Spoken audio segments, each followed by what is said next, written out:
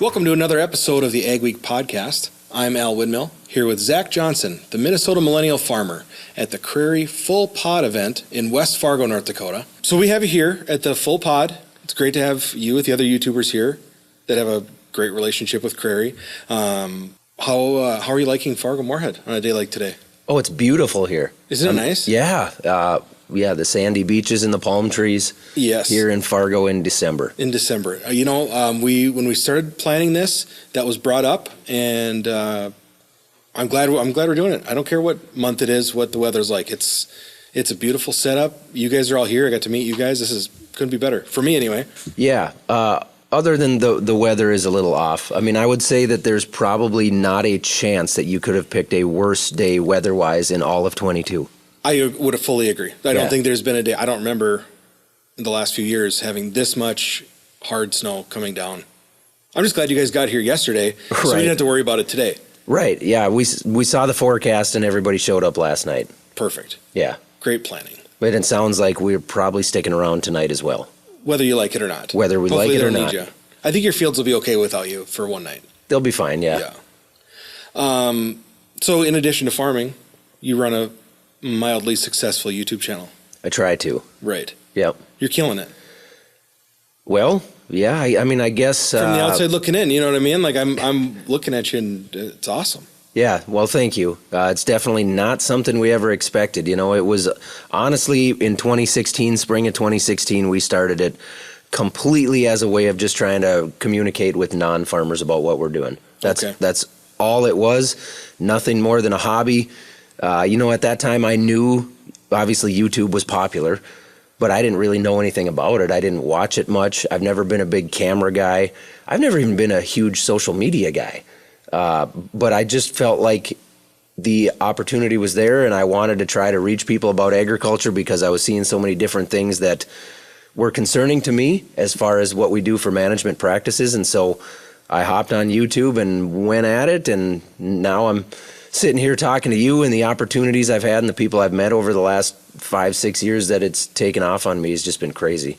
And you get to tell the story from your point of view, which is the real version, instead of somebody hearing it from some other source. Could be biased, could be just flat out wrong, whatever. That's a perfect reason to do it. Yeah, and that's exactly why I wanted to do it, was to show them, hey, I am the farmer. And we use genetically modified seed, and here's why. Here's why. Yeah, and we installed drain tile, and here's why, and here's what we know about it. Yes, we use pesticides, but here's the science behind that. Here's how much we use. Here's why we feel we have to use it with our management practices, right? And I always say, I can only advocate for my farm, really. Right. That's what makes the most sense. So I think it's important that other farmers get out there and do some advocating for theirs as well, because even though farming is farming, there's so much difference and so much variability. It's the word is escaping me, but farming is different everywhere you go. Right. I can't show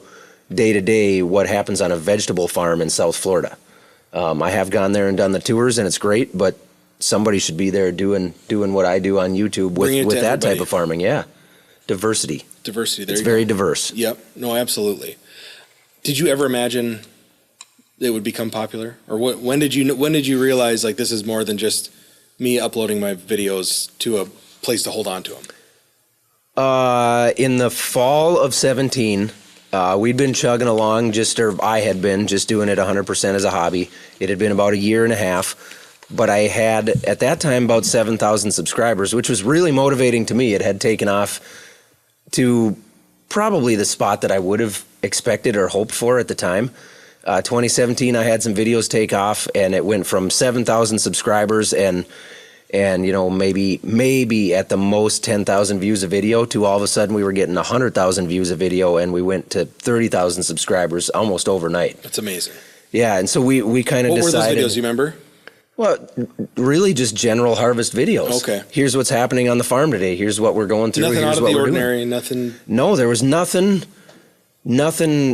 set up or decided on to try to make a phenomenal video. It was just, here's what's happening on the farm, and people saw it and took notice, and all of a sudden we had some videos that took off on us. That's awesome. Yeah, and so my wife and I decided, you know what, let's push on this for a year and see where we get to. Of course, at the time, we knew that there were people doing well and making money on YouTube. Yep. We never thought that we could really be one of them. We didn't know how much there was to it. I just really just we did our thing, and here we are. And your wife does your editing for you, is that correct? 90% of it, okay. Yeah. When she needs help, I'll still sit down and edit a video once in a while. We've had 2 or 3 videos that get a little bit more complicated because we have multiple cameras if we're doing something a little unique. With some of those, we have had an editor that helps us out, but sure. Otherwise, 99% of the videos are all edited by my wife now, That's right really at home. Cool. Yeah. And she likes it? It's not like, it's my job. She doesn't hate it. Good. I don't think it's ultra exciting for her, right. But it's a job. Right. Yeah, and she doesn't hate it. Good. Yeah. What more can you ask for, really? So you're here because you're a partner of Crary's. Yep. They're putting on the Full Pod. Yep. In addition to working with them on the YouTube side of things, you use their equipment on your farm. Yeah, we put a Crary wind system on 3 harvests ago. Okay. And love it. I haven't had any maintenance issues with it except for when a building fell down on top of it. That is to be expected, I suppose. Yeah. Then we had to replace some tubing on it and everything, but it works really well. Where I really like it is in the situations where conditions are not perfect, right? If it's a little muddy and you got to raise the head a little bit, things don't feed in as nicely, the air is there to help it push it in. If you're on a short crop, it works well. It's all those situations where conditions are not perfect. That's when it really shines. Yeah. The worse the conditions are, the more that header pays, or that wind system pays for itself. Have you noticed a big jump in yields? Because you've been only using them for 3 years, so do you remember the before and after? How does that? I guess I can't say for sure because at the same time we also went to a draper belt header from the old auger style header. Okay. Yeah, so it was a big change kind of all at once. But as a farmer, you know what's going on, and you can see it. You can see it. Yeah. We had a situation that first year where we had beans that were leaning really far to the south. We had a big windstorm come through. Normally in that situation, I'd have to harvest everything going north. Pick up at the end, drive back down, harvest it going north every time. With the wind system on there, I could crank that air up and angle the wind tubes just right, and they would just lift the plants once they were cut and toss them in. And so I was able to continue harvesting both directions. You're not wasting time, you're not wasting fuel, right? Hours on your machine, all that good stuff. Right, and getting out to look, it was grabbing it all. So the job that it was doing was really good. That's huge. Yeah. What would you say is the most successful? What's the biggest component to success on your farm, in your opinion? Oh, the biggest component to success, I would say, for us, the biggest thing is figuring out what provides an ROI. What can we put our money into and our time into that actually provides an ROI? Because there's a lot of ways to spend your money. There are, yes. Unbelievable amounts. Yes. Yeah, no matter how much you've got, there's going to be plenty of ways to get rid of it. So what you try and do, or what we try and do, is make sure that we're getting rid of it in smart ways. That makes perfect sense. Yes. You're going to have to get rid of it one way or another. So that's right. You got to get rid of it. Get something back for it. Yes. How do you find time with all the farming, with having a family? How do you find time to make videos? Sometimes I don't. That's fair. But the other good thing about it is, my videos, they're real. They're exactly what's happening at work on the farm. You're not staging stuff. You're not setting up scenarios. Unless it's like really obvious. We've done a couple that are meant to be funny. They're a little bit set up, of course. But like the daily vlogs that I do, where you start out in the morning, you follow me through my day. There's nothing set up. You're just bringing there. a camera along for your life. Exactly, sure. Yeah. I don't know what's going to happen that day when I start out. And so, it works really well that way. The video is made as I work. Right. It's everything that comes along with that behind the scenes that's difficult to find time for. And that's really where my wife has been key to be able to handle some of that stuff. We're editing, uploading, trying to follow a little bit of the statistics so you kind of have an idea of what you're doing and what you're going for. Working with sponsors, lining up events like this, the phone calls and the emails that come with that. There's a lot more to it than what anybody sees online. Absolutely. Yeah. That makes perfect sense. If it was like a job and you're setting up and all this stuff, No, there's no time for that. So Right. it makes perfect sense. Incorporate it into your daily life, and it's just something you do. Turn the camera on and roll. Yep. Makes perfect sense. Why is making these videos so important to you? I know we talked about it a little bit before. So you're telling the story instead of letting somebody else with whatever intentions tell that story. Why is it so important to you? Well, because I love agriculture. I have a passion for agriculture, and I want to see it shown in a positive light. And I when people have questions about GMOs, pesticides, drain tiles, the way we treat livestock, I want them to be able to actually see it from a farmer's perspective as to why we're doing those things and why we choose the practices that we do. So I think it's really just the passion for the industry that makes it important to me. Right.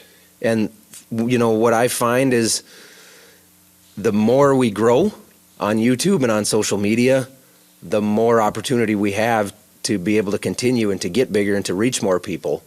And it kind of works both ways. I had a real kind of a conundrum with myself when we started to actually make money at it. Yep. Because the difficult sort of push-pull in my head was, hey, I started this as a hobby because I have a passion for agriculture. I don't want to turn it into a job where I'm forcing videos out just to make videos because I want to make money.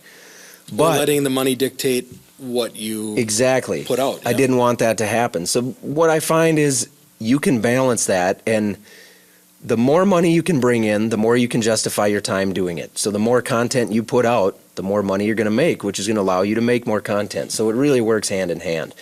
Otherwise, if I don't take any income from it, then it has to go back to what I was doing that first year and a half, which is educating and take my phone out for 3 minutes at a time and make one video a week.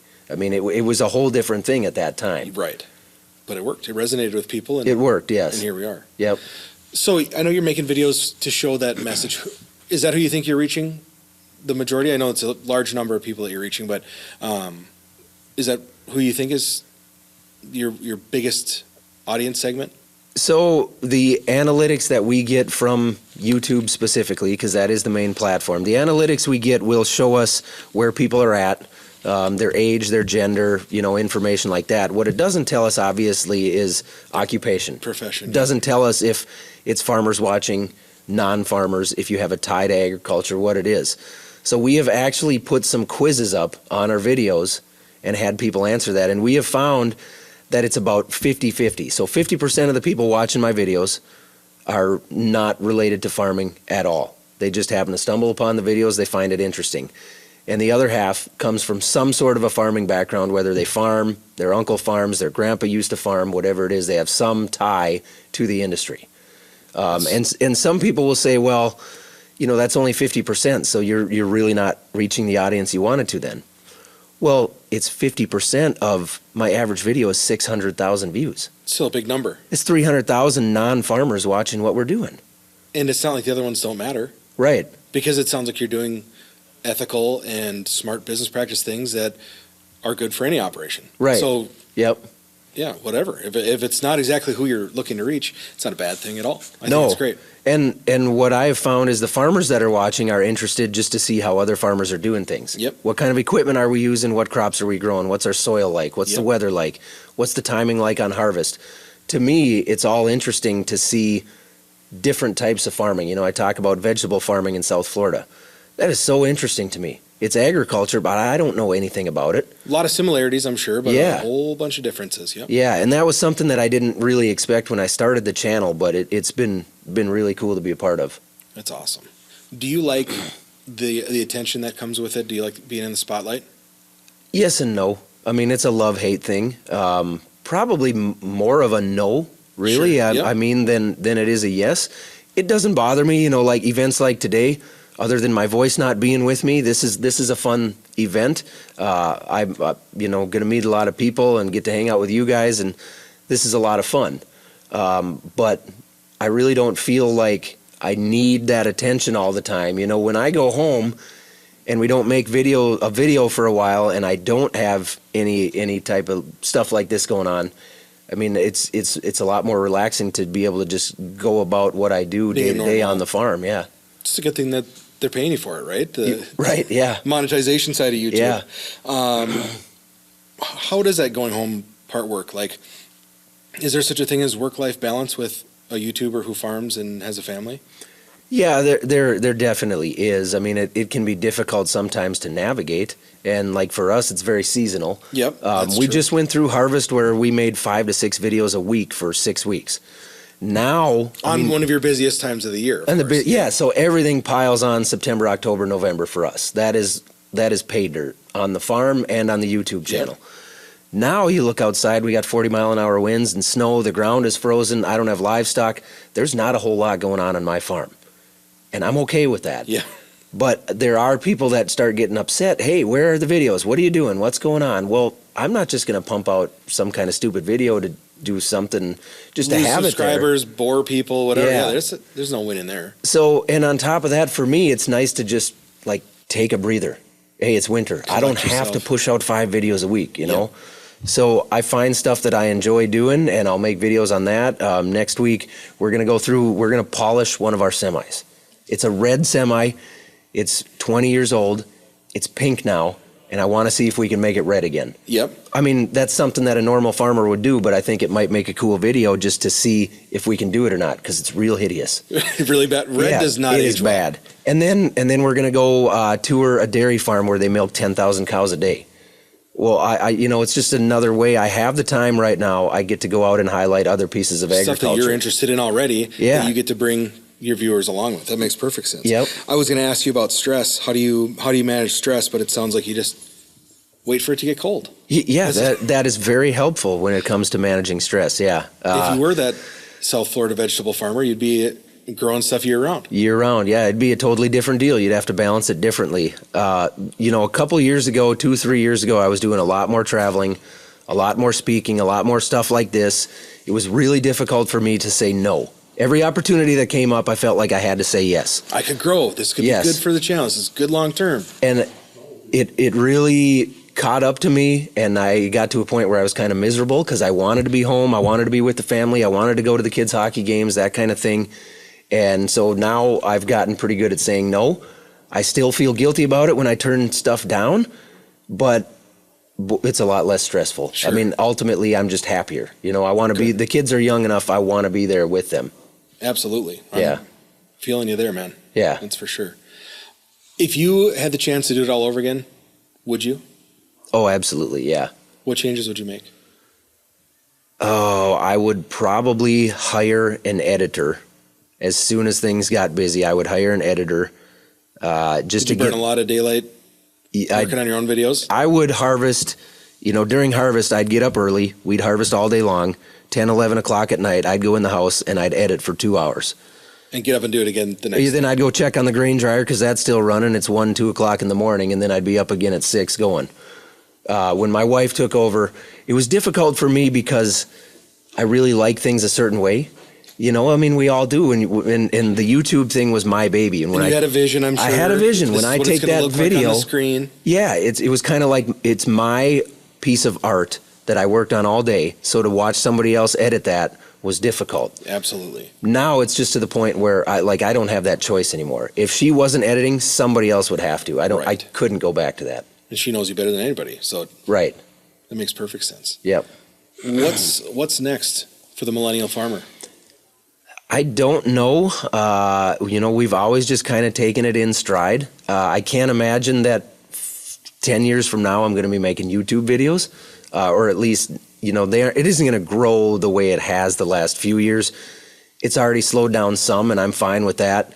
We're just, for now, we're going to keep doing what we're doing. We're going to keep trying to tell the story of agriculture.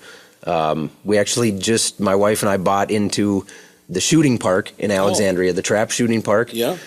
So we've got 3 friends, three families that are involved in that with us, and we're going to open up in the spring and see where we can take that. I think there's a lot of potential there. A lot of that's not going to come to the YouTube channel, but we do have a second channel called Between the Rows. There you go. Hopefully we can bring some little bit of content over there, but yeah, we're just taking it in stride. Taking off in this area anyway. I don't know if it is in Minnesota the same way with high school leagues and that kind of thing. It's huge, yeah. Good. So they actually hold the high school shoot every year at that field. We get almost 30,000 people there. There's 9,000 kids. It's the largest shooting event in the nation every summer. That's amazing. Yeah, so we're really hoping to grow it, do some other things. We got some good ideas of more that we can bring to the park and try to make it a really active place. Right. Oh, that's amazing. Well, thank you so much for sharing your insights and telling your story here on the Ag Week podcast. Thanks for being at the Full Pod. Looking forward to seeing how the rest of the day goes, and hopefully that weather clears up a little bit for us. Yeah, thank you guys for having me. It's going to be fun. You bet.